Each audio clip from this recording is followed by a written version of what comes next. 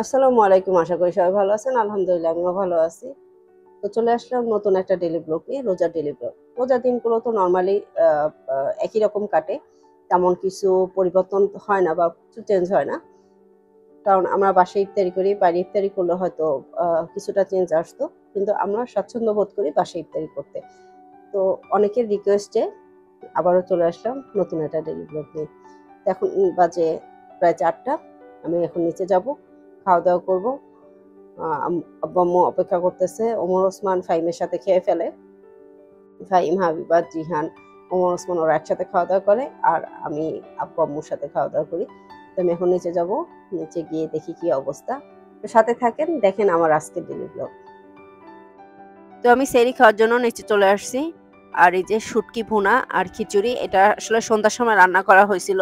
আর ভোর রাতের জন্য রান্না করা হয়েছে তেলাপিয়া মাছ আর মুগ ডাল দিয়ে মুরগি, আর পাতলা ডাল তো আছেই। ভোর রাতে আমার ভাত খাওয়ার কথা ছিল, কারণ মুগ ডাল দিয়ে যে মুরগি রান্না করা হয়েছে এটা আমার খুব পছন্দের। কিন্তু শুটকি আর খিচুড়ির লোভটা সামলাতে পারি নাই।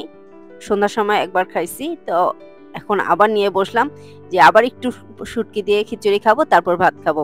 তো যেই বলা সেই কাজ, আগে শুটকি দিয়ে খিচুড়ি খেয়ে নিই, তারপরে মুগ ডাল দিয়ে ভাত খাবো। তো এই তো আমি মুগ ডাল দিয়ে মুরগি আর ভাত নিয়ে নিছি। খিচুড়ি খেয়ে পেট অলরেডি ভরে গেছে, কারণ ভোর রাতে এমনিতেই বেশি খাওয়া যায় না, তারপরে কি আর করা। তাই অল্প করে মুগ ডাল আর ভাত নিলাম, আর সাথে নিলাম বোম্বাই মরিচ। এই মুগ ডালের সাথে বোম্বাই মরিচ থাকলে আরো মজা লাগে।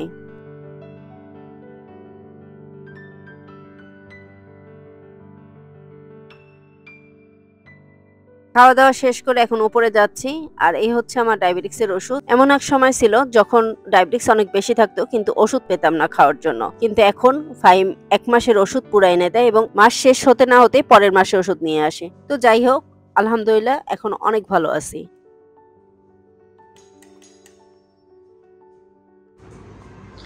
তো আমি উপরে চলে আসছি, এখন নামাজ পড়বো, নামাজ পড়ে শুয়ে পড়বো। আর এই যে আরেকজন ঘুমের প্রিপারেশন নিতেছে। তোমার পায়ের কাছে তোমার বোনের জামাটা আর কোলবালিশটাও, জামাটাই দেখতে ভাজ করে। কি অবস্থা। তো নামাজটা শেষ করি। ওসমান, উঠো, 11:30টায় পড়া। এই যে দুই ভাই কোচিং এ যাচ্ছে। আজকে দুই ভাইয়ের একসাথে কোচিং। আগে দুই ভাইয়ের একসাথেই কোচিং ছিল, এখন খুব একটা না, দুইজনই বড় ক্লাসে উঠছে। আর এই যে কোচিং থেকে এসে দেখেন রেস্ট নিতেছে। এটা নাকি রেস্ট না, সে 2 পা দুলাইতেছে আর শুয়ে আছে। বলছে একটু ঘুমাও, সেটা ঘুমাবে না। এখন আমি ঘুম থেকে উঠে ফ্রেশ হয়ে নিচে যাচ্ছি। আজকে একটু লেট হয়ে গেছে, কারণ আজকে ইফতারি ঝামেলা নাই। আজকে বাসায় কেউ থাকবে না, খালি আব্বু আম্মু আর আমি, কারণ ওদের বাইরে শুট আছে। প্রথম ভাবছিলাম ইফতারি কিছু বানাবো না, কারণ আমার শরীরটা ভালো না, ইফতারি করবো না। আব্বু আম্মু হয়তো চিরা মুড়ি ভিজানো খাবে। পরে আম্মু দেখলাম যে না, ইফতারির আয়োজন করছে, হালকা পাতলা হয়তো 2-1টা আইটেম করবো, খালি আমি আর আব্বু, আম্মু খায় না। এখন নিচে যাই, নিচে গিয়ে দেখি কি অবস্থা। তো নিচে এসে দেখি আম্মু ছোলা সিদ্ধ করে রাখছে। তো এখন ভাজাভাজি শুরু করব। ছোলাটা বসাবো, আমার সময় আবার উপরে যাচ্ছি। ওমর ওসমান রেডি হয় নাই, ফাহিম তাড়া দিতেছে, কারণ ওরা ফাহিমের সাথে বাইরে যাবে। আমি যদি এখন তাড়াহুড়া না দিই তাহলে ওরা আরো দেরি করবে। এই যে রেডি হইতে বলছি সে কখন, এখনো রেডি হয় নাই। এই দেখেন কি অবস্থা করছে। তো ওরা যাওয়ার পর আমি আমার কাজ শুরু করে দিলাম। প্রথমে আলু চপগুলা রেডি করব। আর আলু চপটা একটু বেশি নিতেছি, কারণ ওমর ওসমান, ফাহিম ওরা আলু চপ পছন্দ করে, বাইরে কি খাবে না খাবে। তো রাতে যদি একটু বাসায় এসে খায়, সেজন্য একটু বেশি নিতেছি। ভাজা পোড়াটা আমি আর আব্বু খাই, আম্মু তেমন একটা খায় না, কারণ আম্মু অসুস্থ। তো যাই হোক, আলু চপটা আগে রেডি করি। আজকে একটা নতুন জিনিস ট্রাই করব, সেটা হচ্ছে এই যে আলু চপের যে আলুটা আছে সেটার ভিতরে একটু ধনিয়া পাতা মিক্সড করব।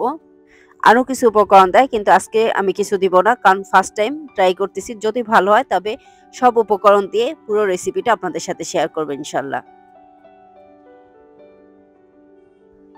আলু চপটা অনেকে বেসন দিয়ে ভাজে, অনেকে ডিম দিয়ে ভাজে, আমরা যেমন ডিমে চুবিয়ে ভাজি। তো এই জিনিসটা হচ্ছে পাউরুটিতে পেঁচিয়ে তারপরে তেলে ভাজতে হবে। জাস্ট এতটুকুই।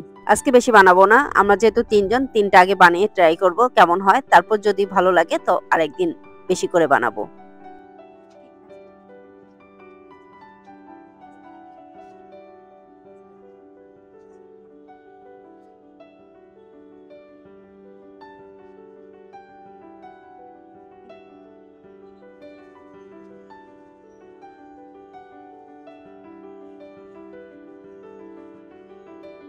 তো আমি মোটামুটি সবকিছু রেডি করে ভাজাভাজি শুরু করে দিলাম। প্রথমে আলুর চপগুলো ভেজে নেব, তারপরে পেঁয়াজু ভাজবো।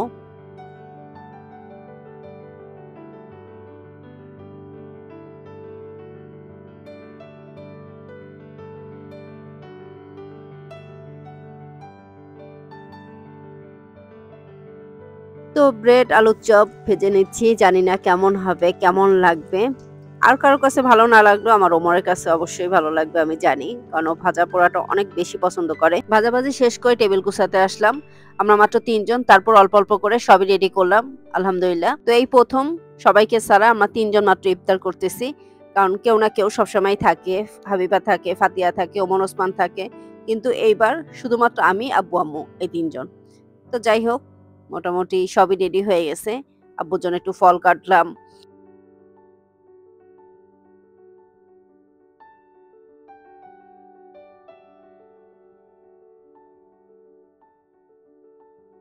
তো এই তো আমাদের ইফতার টেবিল রেডি।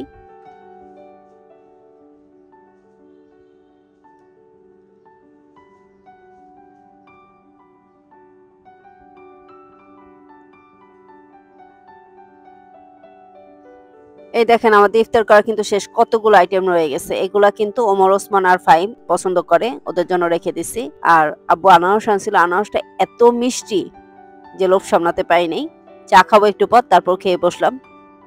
ইফতার করে নামাজ পড়ে রেস্ট নিয়ে চা খেতে বসলাম। তো বাসায় তো কেউ নাই, একা একা কি করব, তাই ভাবলাম হাতের কাজটা শেষ করি। চা খাচ্ছি আর হাতের কাজটা শেষ করে ফেলছি। হাতের কাজটা একটু বাকি ছিল।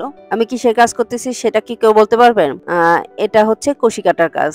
এটা দিয়ে আল্লাহর রহমতে আমি আব্বুকে একটা টুপি বানিয়ে দিচ্ছি, আমার বড় খালাকে একটা টুপি বানিয়ে দিলাম, মানে শীতের টুপি। খালাতো বোনকে মাফলার। এখন সামনে আরো কিছু জিনিস বানাবো। তো বানানো হোক, বানানো হলে আপনাদেরকে একদিন দেখাবো কি কি বানালাম। বাসায় কেউ নাই, আব্বু আম্মু আর আমি। আব্বু আম্মু রেস্ট নিতেছে, তো আমি কি করবো, একা একা বসে বসে ভাবলাম যে একটু কাজ করি। আর ওরা কখন আসবে সেটারও কোনো ঠিক নেই। তো যাই হোক, আজকে ছোট্ট একটা ভিডিও আপনাদের সাথে শেয়ার করলাম। এরকম একা একা ইফতার কখনো করি নাই। একা একা বলতে আব্বু আম্মু আর আমি। আজকে ফাতিয়া বুড়িও নাই, বাসাটা খালি খালি লাগতেছে।